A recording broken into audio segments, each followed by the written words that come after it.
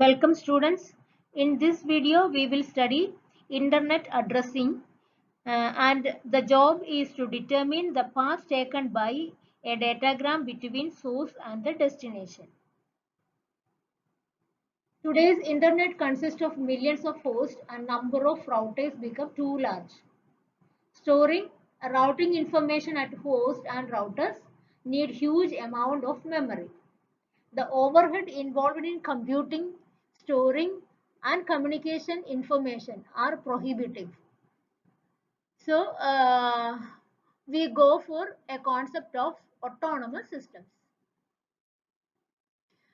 We can consider internet as a network of various networks, and each network admin may want to control routing in its own network. Administrative autonomy is also required by each organization. So these problems are solved with the concept of autonomous systems. We aggregate a set of routers into a region and they are known as autonomous systems. And group of routers under the same administrative control will be in a single autonomous system. The routers in the same autonomous system run same routing protocol. Intra-autonomous systems routing protocols are there, and routers in different autonomous systems can run different intra-autonomous routing protocol. And there is a gateway network in an autonomous system also. One or more routers in the autonomous system will have the task of forwarding the packets to destination outside a single autonomous system. That is, the role of the gateway is to link routers in another autonomous system. So, these routers are known as gateway routers, and the role of the gateway routers is connect between autonomous systems. And there comes the two new terms, intra-autonomous systems and inter-autonomous system routing. Here we can see three different autonomous systems. Autonomous system 1 AS1, autonomous system 2 AS2, autonomous system 3 AS3. Three different autonomous systems.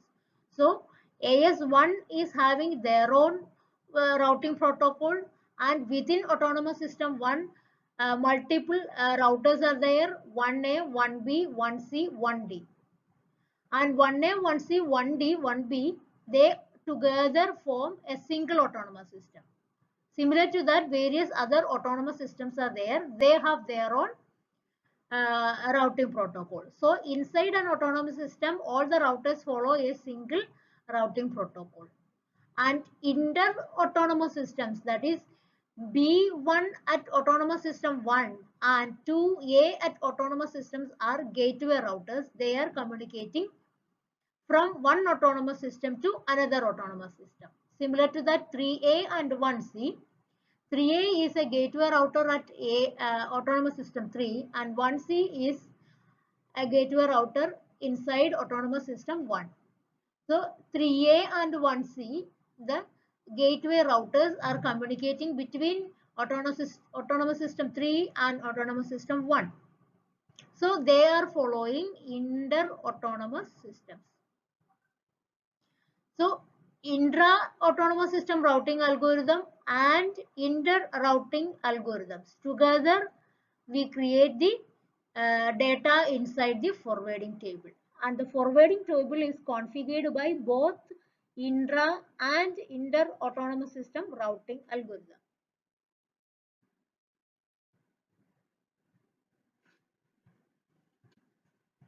Intra-autonomous systems sets entries for internal destinations, and inter-AS and intra-AS sets entries for external destinations.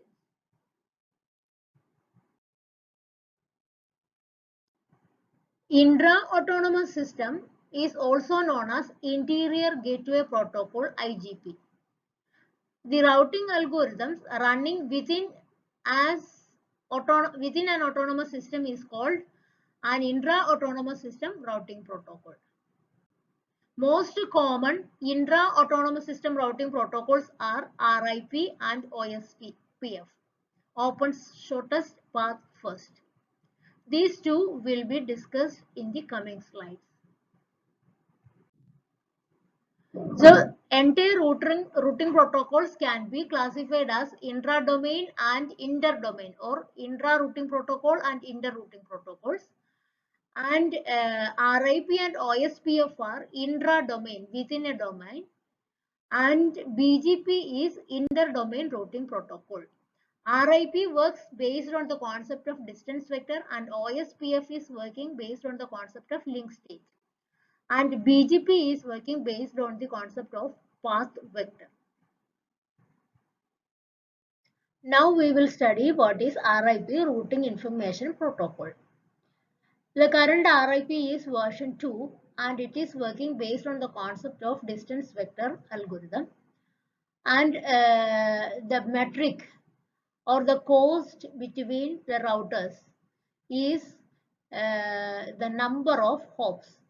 That is, if there is a cost between A and B is 3, what does it mean is the cost from A to B is 3 and the number of hops or number of in between subnets.